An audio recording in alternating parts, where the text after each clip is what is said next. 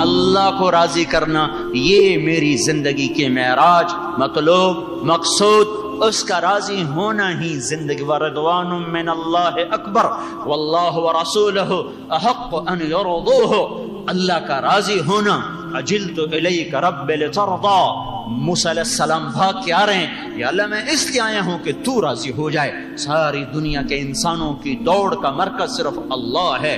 ففروا الی اللہ انی لکم منہ نذیر مبین، اللہ خود کہہ رہا ففروا الی اللہ، دوڑو اللہ کی طرف، دوڑو اللہ کی طرف، آؤ اللہ کی طرف۔ یا ایتھا النفس المطمئنہ ارجعی الی ربک راضیۃ مرضیہ توبوا الی اللہ جميعا ایھا المؤمنون یا ایھا الذین آمنوا توبوا الی اللہ توبۃ نصوحا۔ توبہ کا مطلب ہے لوٹنا، لوٹنا، لوٹاؤ اپنے اللہ کی طرف، لوٹاؤ اپنے اللہ کی طرف۔ تو میرے بھائیو یہ حق و باطل کی کسوٹی ہے، معیار تھا کہ نہیں نہیں نہیں نہیں، اس وقت کا امر یہ ہے کہ نہ اولاد کو دیکھیں گے، نہ اپنی جان کو، نہ اپنی عزت کو، نہ اپنی بچیوں کو، اس وقت وہ دیکھیں گے کہ میرا اللہ مجھ سے کیا چاہتا ہے۔ زہیر بن القین تھے دائیں طرف کے سردار، اور حبیب بن المطہر تھے بائیں طرف کے، اور عباس بھائی تھے درمیان میں جو تقسیم کی۔ 32 گھوڑ سوار تھے، 40 پیدل تھے۔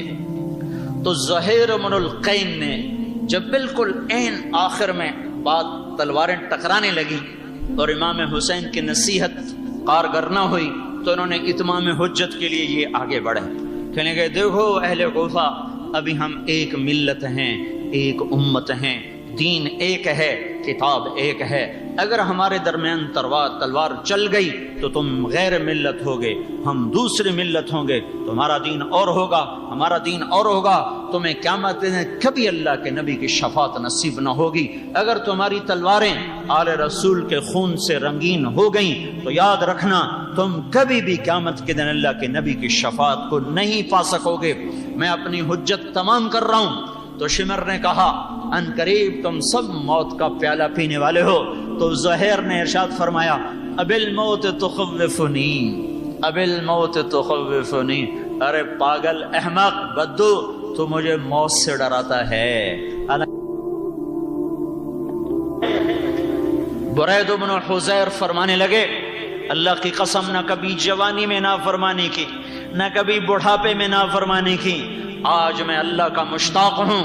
آج ہمارے اور جنت کی حوروں کے درمیان صرف اتنا فاصلہ باقی رہ گیا ہے کہ اہل کوفہ آئیں اور ہمارا کام تمام کر دیں، ادھر ہماری گردن تن سے جدا ہوگی اور ادھر حوریں ہمیں اپنے گلے سے لگا لیں گی۔ سعید بن عبداللہ کہنے لگے کہ حضرت تو ایک جان ہے ابھی فدا ہو جائے گی، کاش میری 1000 جانیں ہوتی اور میں ایک ایک آپ کی حفاظت پہ فدا کرتا اور قربان کرتا، پر میں کیا کروں، میری بے بسی ہے، میری جان ہی ایک ہے جو بس ایک ہی دفعہ مر جائے گی، اس کے سوا میرے پاس اور کوئی سرمایہ کوئی نہیں ہے۔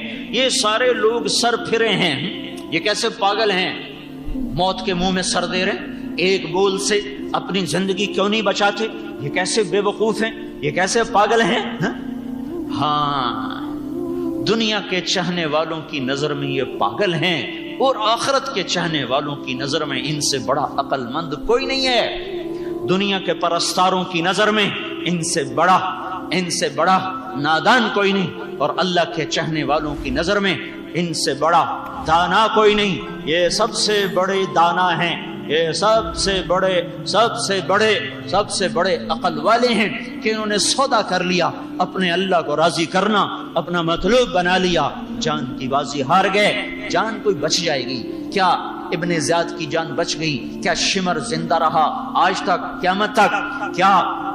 کیا وہ کوفے کا لشکر زندہ رہا؟ کیا وہ لوگ زندگی پائے؟ کیا یزید زندہ رہا؟ مر گئے، سب نے موت کے پیالے پیے۔ ایک اللہ کی ناراضگی کے ساتھ دنیا سے اٹھا، ایک اللہ کو راضی کر کے دنیا سے اٹھا۔ موت کا رقص تھا اور اللہ کی رضا کے پروانے دیے جا رہے تھے، یہاں تک کہ سارے ساتھی ختم ہو گئے، آخری آدمی عابس بن ابی شبیب رہ گئے۔ انہوں نے کہا کہ اب میرے بس میں کچھ نہیں ہے، اب جب تک ہم زندہ تھے آپ پہ حرف نہیں آیا، اب ہماری اکیلی جان ہے، میں اب اللہ کے نام پہ قربان کرتا ہوں۔ اور آگے اکیلے کے مقابلے میں تو ایسے جدھر بڑے کوفی آگے بھاگ پڑے، ادھر بڑے کوفی آگے بھاگ پڑے۔ تو ابن سعد نے کہا اور یہ تمہارے قابو کا نہیں، اس کو پتھر مارو۔ تو چاروں طرف سے اس کو پتھروں اور تیروں سے بوچھاڑ آئی، قریب کوئی نہیں آیا، اکیلے میدان میں کھڑے، قریب کوئی نہیں آیا، پتھروں سے مار مار مار مار مار، تیر مار مار زخمی کر دیا۔ جب گرے پھر جا کے تن سر سے دھڑ سے جدا کیا، اب آل رسول کا نمبر لگ گیا۔ اور سب سے پہلے اپنے بیٹے علی الاکبر شہید، ہائے ہائے بڑے خوبصورت۔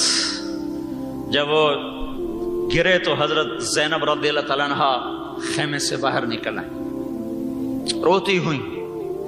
تو حضرت حسین نے ان کو پکڑا کہ بہن واپس چلو، صبر کرو صبر کرو۔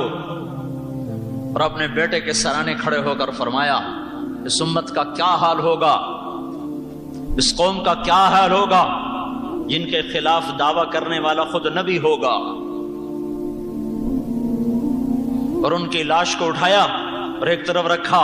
اس کے بعد بھتیجے حضرت حسن کے بیٹے قاسم شہید ہوئے۔ قاسم ایسے خوبصورت جوان تھے کہ ان کی لاش کے تڑپنے کو دیکھ کر مارنے والے کی آنکھوں میں بھی آنسو آ گئے۔ ان کا یا عمّا، تو بیچ میں اتنے فاصلے تھے کہ حضرت حسین کے پہنچتے پہنچتے قاسم جان کی بازی ہار گئے۔ تو سرانے کھڑے ہو کر کہا بھتیجے آج تیرا چچا بڑا بے بس ہے، آج اس کے دشمن بہت زیادہ ہیں اور دوست بہت تھوڑے ہیں، اب تو میری مدد سے ویسے ہی بے نیاز ہو چکا ہے۔ اور جب علی الاصغر شہید ہوئے، اور ان کی وہ تو چھوٹے ہی تھے، حضرت حسین کے بیٹے ابو بکر شہید ہوئے، علی الاصغر شہید ہوئے، علی الاکبر شہید ہوئے، علی الاوسط بچ گئے جن کو امام زین العابدین کہا جاتا۔ جب وہ علی الاصغر شہید ہوئے تو کہا جا اپنے باپ دادا سے مل لے، جا اپنے باپ دادا سے مل لے۔ زہیر بن القین جو دائیں طرف کے سردار تھے، جب وہ شہید ہوئے، جب وہ گرے تو تیر لگے نا، تو حضرت حسین کے کندھے پر ہاتھ مار کر کہا اقبل ہدیت ہادیا مہدیا، آگے بڑھ، تو پہلے بھی ہدایت یافتہ تھا تو آج بھی ہدایت یافتہ ہے۔ الیوم تلقى جدک النبی، آگے بڑھ، تیرا نانا محمد مصطفیٰ تیرے استقبال میں ہے، آج اپنے نانا سے ملے گا، حسنا والمرتضی علیہ، آج اپنے بھائی حسن سے ملے گا، اپنے باپ مرتضی علی سے ملے گا، چل چل آگے بڑھ۔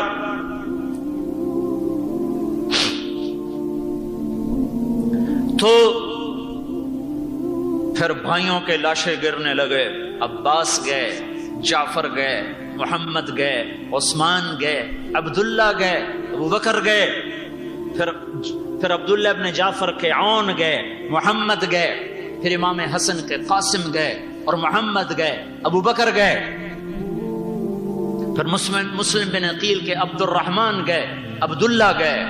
او بھائیو، یہ وہ نسل ہے جس کے خون کا ایک قطرہ 7 زمین آسمان سے زیادہ قیمتی ہے۔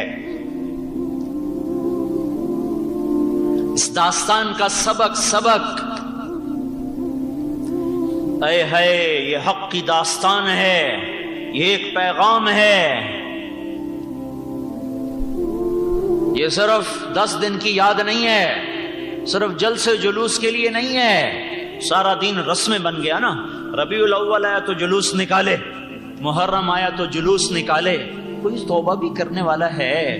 کسی نے نماز شروع کر دی، کسی نے داڑھی رکھ لی، کسی نے جھوٹ چھوڑ دیا، کسی نے شراب چھوڑ دی، کسی نے زنا چھوڑا ہو، کسی نے رشوت کو چھوڑ دیا ہو، کسی نے ماں باپ کی نافرمانی کو چھوڑ دیا ہو، کسی نے گالی گلوچ چھوڑ دیا ہو، کسی نے گانے سننا، فلمیں دیکھنا چھوڑ دیا ہو، کسی نے سود کھانا چھوڑا ہو، کوئی بھائیوں سے روٹھا ہوا ماننے چلا گیا ہو، کسی نے ناپ تول کی کمی کو چھوڑ دیا ہو، کسی نے جوا چھوڑ دیا ہو، کسی نے انعامی بانڈ لاٹری اسکیموں کو چھوڑ دیا ہو، کسی نے غیبت چغلی کو چھوڑ دیا ہو، کسی نے چوری ڈاکے کو چھوڑ دیا ہو، پھر تو پیغام حسین پہنچا، لیکن ایک بھی نمازی نہ بنا، ایک بھی اللہ کے سامنے نہ جھکا۔ تو یہ تو رسم و رواج ہے، اور اللہ کو رسم و رواج کی کوئی ضرورت نہیں ہے، اللہ کو رواج کی کوئی ضرورت نہیں ہے۔ وہ پاک دامن لوگ، وہ پاک خون ان رسموں سے اونچا نہیں ہوتا۔ وہ اتباع سے منزل ملتی ہے، پیچھے چلنے سے منزل ملتی ہے۔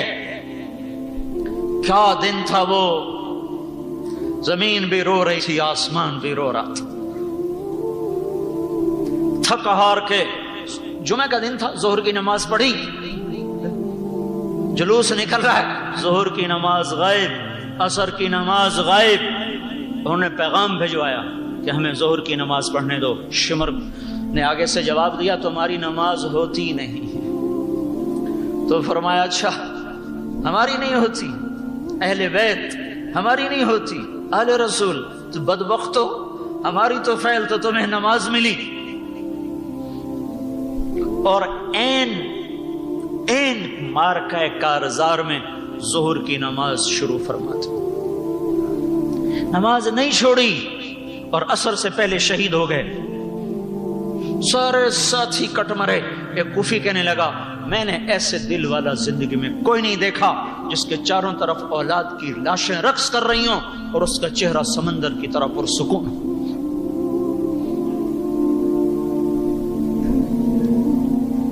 آخری بیٹے عبداللہ تھے، 2 سال، صرف 2 سال۔ 2 سال کا تو پرایا بچہ بھی اچھا لگے، دشمن کا بچہ بھی اچھا لگے۔ یہ تو اہل رسول میں سے ہیں۔ ان کو بلایا اور ان کو ایسے سینے سے لگایا، ان کو پیار کرنے لگے، ایسے ان کو سونگنے لگے، پیار کرنے لگے، اور نصیحت کرنے لگے خاندان والوں کو کہ ابن الموقت کا تیر آیا اور بچے کے گلے میں لگا اور وہی ٹھنڈا ہو گیا۔ اس وقت آ کر پیمانہ چھلکا ہے، اس سے پہلے کچھ نہیں بولے، بچے کا خون اپنے چلو میں بھر کے یوں آسمان کی طرف اچھال دیا کہ میرے رب اگر تو نے اپنی مدد کو روک لیا ہے تو ہم تو اس حال میں بھی راضی ہیں، لیکن ان سے بدلے تو خود لے۔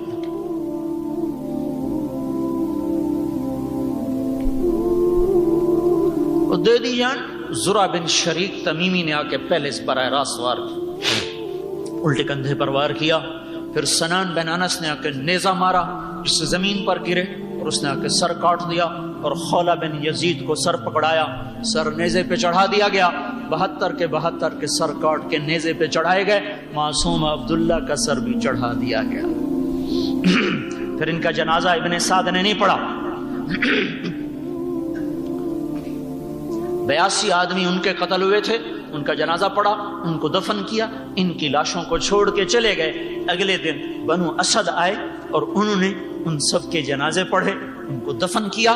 جب ابن سعد کو پتا چلا کہ ان کی قبروں کو بنایا گیا اور دفن کیا گیا تو اس نے وہاں پانی چھڑوا دیا۔ 40 دن وہاں پانی کھڑا رہا، اتنا پانی چھوڑا تاکہ قبروں کے نشان مٹ جائیں۔ بنو اسد پھر آئے، ایک بدو آیا بنو اسد کا بوڑھا، ہر جگہ سے مٹی کو اٹھا کے سونگتا گیا، سونگتا گیا، سونگتا گیا، سونگتا گیا۔ ایک جگہ بیٹھ کے اس کی چیخ نکلی کہ یہ ہے امام المسلمین، یہ اس کی قبر ہے، یہ اس کی جگہ ہے، یہ اس کی جگہ۔ قبر سے بھی خوشبو آ رہی۔ اور یا وہ لاشیں زمین پر پڑی ہوئی اور سر نیزوں پہ چڑھے ہوئے، اور قافلے کو جب ہانکا گیا تو حضرت زینب نے پیچھے مڑ کر دیکھا، سب لاشیں پڑی ہوئی ہیں۔ تو انہوں نے اس وقت بے ساختہ کہا یا محمدا یا محمدا، آج آگتے دیکھ تو صحیح یا رسول اللہ، آؤ تو صحیح، صلی علیک اللہ، تجھ پہ اللہ کا درود و سلام ہو، وملک السماء، آسمان کے فرشتوں کا سلام ہو، هذا حسین بالعرا، آج دیکھو تیرے حسین کی بارات، یہ کیسی انوکھی بارات ہے۔ دولہا تو گھوڑے پہ سوار ہوتا ہے، یہ دولہا نیزے پہ سوار ہے۔ دیکھو آج تیرا حسین کٹا پڑا ہے، مزمل بالدماء، اپنے خون کا یہ سرخ جوڑا پہنے ہوئے ہے، اپنے خون کے سرخ جوڑے سے گلاب کے سیرے ہیں، گلاب کا سیرا، گلابی شہابی لباس کون سے آیا ہے؟ خون کے قطروں کے تانے بانے سے تیار کیا گیا ہے۔ مقطع بالاعضاء، آج اس کا جسم ٹکڑے ٹکڑے ہو چکا ہے۔ یا محمد ہے یا رسول اللہ، بناتوں کا سبایا، آج تیری بیٹیاں قید ہو گئی، وذریتوں کا مقتلہ، آج تیری اولاد قتل ہو گئی۔ تصفی علیہ الصبا، کفن دینے والے نہ ملے تو ہواؤں نے آگے بڑھ کر اپنی مٹی کا ان کو کفن پہنا دیا۔ ابکت کل عدو و صدیق، ان الفاظ کو سن کر وہ بدبخت کمینے بھی روئے جن کی تلوار سے خون ٹپک رہا تھا، اپنے بھی روئے پرائے بھی روئے۔ ابن زیاد کے سامنے سر رکھا گیا تو اس نے چھڑی ہونٹوں پر ماری تو زید ابن ارقم کھڑے ہو کر کہنے کہ بدبخت، ہٹاؤ اس چھڑی کو، میں نے ان ہونٹوں پر اللہ کے نبی کے ہونٹوں کو لگتے ہوئے دیکھا ہے۔ ابن زیاد کہنے لگا میں نے ایسا حسن آج تک نہیں دیکھا، میں نے ایسا حسن آج تک نہیں دیکھا۔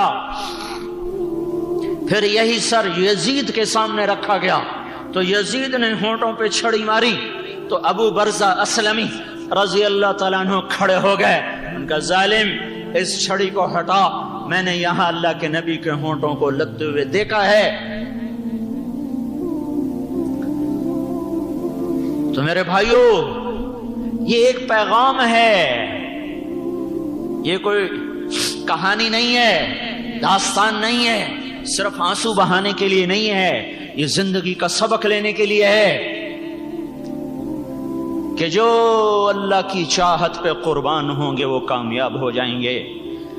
یہ آنسو یزید کے لیے کیوں نہیں ٹپکتا؟